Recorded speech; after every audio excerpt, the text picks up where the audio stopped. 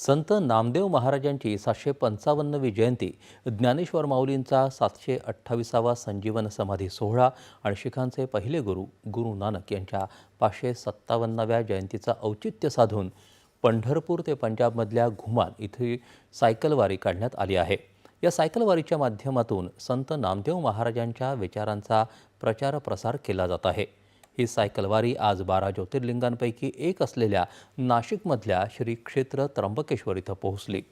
काल गुरु नानक जयंतीच्या दिवशी ही सायकलवारी नाशिकमध्ये पोहोचल्यावर नाशिक रोड गुरुद्वारा इथं वारीचं स्वागत करण्यात आलं। यावेळी नामदेव महाराज पादुका आणि गुरु ग्रंथ साहेब यांच्या भेटीचा सोहळा झाला।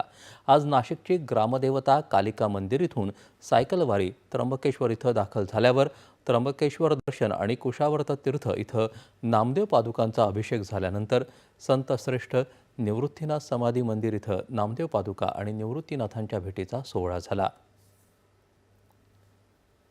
वास्तुशास्त्र आणि कला क्षेत्रातील